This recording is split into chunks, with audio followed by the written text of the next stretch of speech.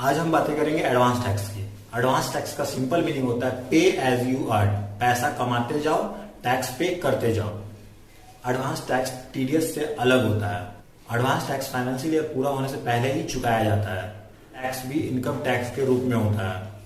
तो आगे बहुत कुछ क्लियर करने वाला हूं इस वीडियो में। आप लोगों से रिक्वेस्ट है आप लोग अंत तक बने रहना।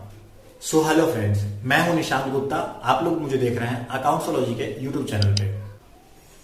आज हम बेसिक्स ऑफ एडवांस टैक्स के बारे में समझेंगे। एडवांस टैक्स होता क्या है, एडवांस टैक्स के इंस्टॉलमेंट एंड ड्यू डेट्स कैसे कैसे कब कब पे करने पड़ते हैं, एडवांस टैक्स किसे पे करना होता है और कौन एग्जेम्प्ट है, किसे पे नहीं करना होता है।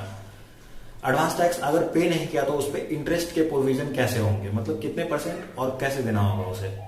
एडवांस टैक्स अगर हमने करंट ईयर में पे किया है तो उसका क्रेडिट हमें कैसे मिलता है, कब मिलता है, ये सारे कॉन्सेप्ट हम आगे वीडियो में देखेंगे।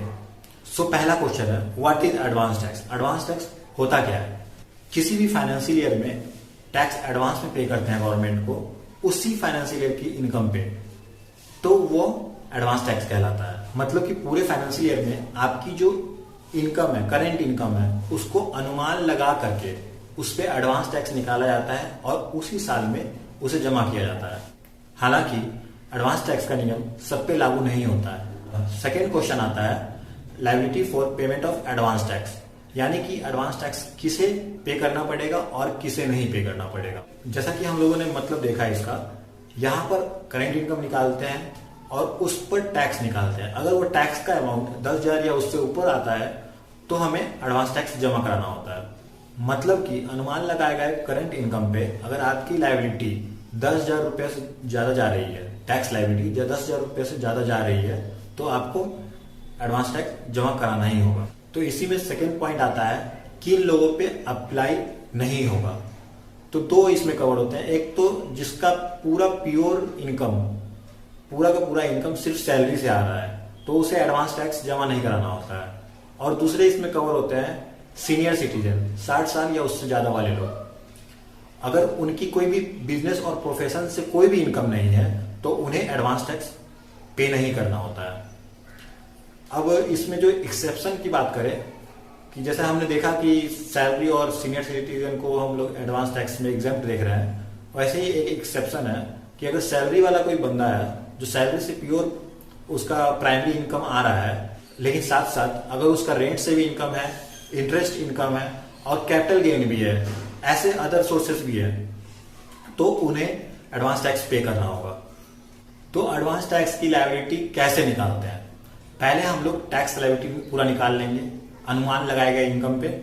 उसमें से जितना टैक्स लायबिलिटी निकला उसमें से टीडीएस और टीसीएस जितना भी डिडक्ट हुआ है अगर, तो वो लेस कर लेंगे। जितना रिमेनिंग बैलेंस आया वो एडवांस टैक्स के रूप में हम लोग जमा करा देंगे। फोर्थ क्वेश्चन आता है इसका इंस्टॉलमेंट एंड ड्यू डेट्स, मतलब कि कितने इंस्टॉलमेंट होंगे और इसका अंतिम डेट कब कब होता है इन इंस्टॉलमेंट्स का। कुल मिलाकर एडवांस टैक्स को 4 इंस्टॉलमेंट में जमा करना होता है। 4 इंस्टॉलमेंट कैसे कैसे होंगे। एक पहला इंस्टॉलमेंट होता है फाइनेंशियल ईयर में 15 जून को। 15 जून को जो हम लोगों ने एडवांस टैक्स की लायबिलिटी निकाली है टोटल अनुमान लगा करके, उसका 15% पहला इंस्टॉलमेंट जाएगा। सेकेंड इंस्टॉलमेंट होगा 15 सितंबर पे, वहां तक 45% ऑफ एडवांस टैक्स हमें जमा कराना होता है। थर्ड इंस्टॉलमेंट 15 दिसंबर को हम लोग जमा कराते हैं, वो 75% ऑफ एडवांस टैक्स लायबिलिटी होगा। फोर्थ इंस्टॉलमेंट 15 मार्च तक हमें जमा करा देना होता है, वो 100% होता है। अगला क्वेश्चन आता है हाउ टू पे एडवांस टैक्स। एडवांस टैक्स कैसे जमा करवाएं। तो आपको सिंपल ये करना है कि इनकम टैक्स डिपार्टमेंट की वेबसाइट www.incometaxindia.gov.in पे जाना है और वहां पे एडवांस टैक्स जमा कर सकते हैं। अगर इसके लिए आपको कोई भी क्वेरी है तो आप मुझे इंस्टाग्राम पे मैसेज कर सकते हैं, उसका लिंक मैं डिस्क्रिप्शन में दे दूंगा। अगला क्वेश्चन आता है interest for non payment of advance tax या short payment of advance tax. हमने पेमेंट ही नहीं किया या कम पेमेंट कर दिया। अगर आप ड्यू डेट पे एडवांस टैक्स की पेमेंट नहीं करते हैं या 90% ऑफ एडवांस टैक्स से कम जमा कराते हैं तो आपके ऊपर इंटरेस्ट की प्रोविजंस एप्लीकेबल हो जाएंगे। मतलब कि आपको इंटरेस्ट पे करना पड़ेगा। तब आपको 1% के हिसाब से, मतलब 1% पर मंथ के हिसाब से इंटरेस्ट लगना शुरू हो जाता है और वो आपको जमा करवाना ही पड़ेगा विद इन टाइम लिमिट। तो यह ध्यान रखना है कि आप कभी भी ड्यू डेट्स मतलब अंतिम डेट से पहले जमा करा दें, मतलब वो मिस ना हो कि आपको इंटरेस्ट का भी भुगतान साथ साथ करना पड़ जाए। आखिरी क्वेश्चन आता है, जो हमने फाइनेंशियल ईयर के दौरान एडवांस टैक्स पे कर दिया है गवर्नमेंट को, उसका क्रेडिट हमें कैसे मिलेगा?